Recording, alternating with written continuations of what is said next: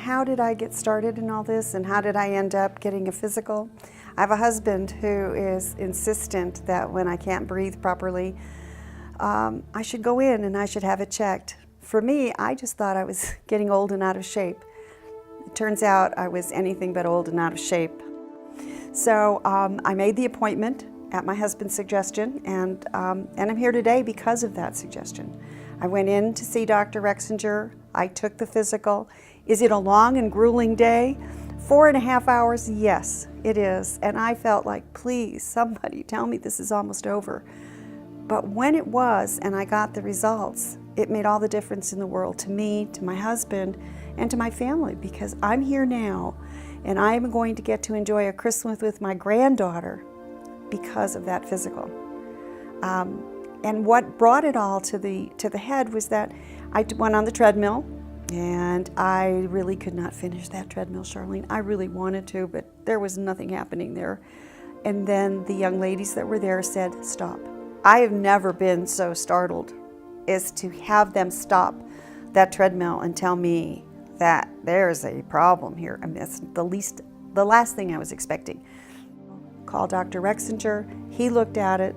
They looked for my records from last year, pulled up my last stress test, and as soon as he looked at it, he said, I have 2 words for you, Daniel Kulik.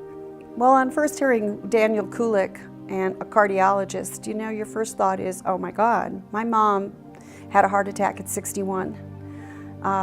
She managed to survive hers, and I thought, okay, fine, if I'm going to a cardiologist, that's what it means. I'm going to be just as successful as my mom, because I'm going to do what she did, which is listen. So it was unnerving. I did come home and I cried, and I told my husband, I'm sorry, I'm not sure what's going to happen to me. And he said, it's going to be okay, just relax. You have really good doctors and a really good hospital, and you're going to be okay. However, was I shocked when I woke up and my husband said, honey, I'm sorry, you had to have stents. I said, okay, but I'm okay. I'm alive, and I'm here, and I'm talking to you, and that means I'm going to be okay. I signed up for the rehab. It's the best thing I've ever done, because the rehab really reinforces what you need to do to keep your heart functioning, to keep it going the way it's supposed to go. It gives you a lot of help. I mean, I'm getting help with diet. I'm getting help with exercise. I'm also getting help with what I think a lot of us don't do, is when to relax, when to just let it all go so that that stress level lowers itself. The point that I got with it is it's very personal. That physical is not like you go in to your regular doctor and he goes, okay, fine, you know, here's your blood pressure, each area that they did was explained. They told me why they were doing it, what it had to do with other areas that they were going to cover. That to me is amazing, because usually you go in for a physical, you know, and you walk out and they tell you nothing. I knew things when the physical was being taken, when they were doing each test, what it was for, how it was going to be handled, and what the results were going to, you know, be, and when I would find out. Nothing's kept secret. Now, 4 hours seems like a long time, but it's really not when you're being treated that well, when you're being treated like a human and they're talking in human language, things I could understand. It really went a lot faster than I thought it would. I thought it was going to be a drudge. It wasn't. Charlene, I didn't know. I didn't feel good. That's the difference. We all think we feel okay. We feel good. We have a good day, not such a good day. But I wasn't having great days, and I didn't realize it. And now I get up in the morning, and even when I have to go to rehab, I'm up, I'm ready to go. That would not have happened 6 months ago. I never thought that I was a candidate. I thought I was just going to live forever being totally healthy.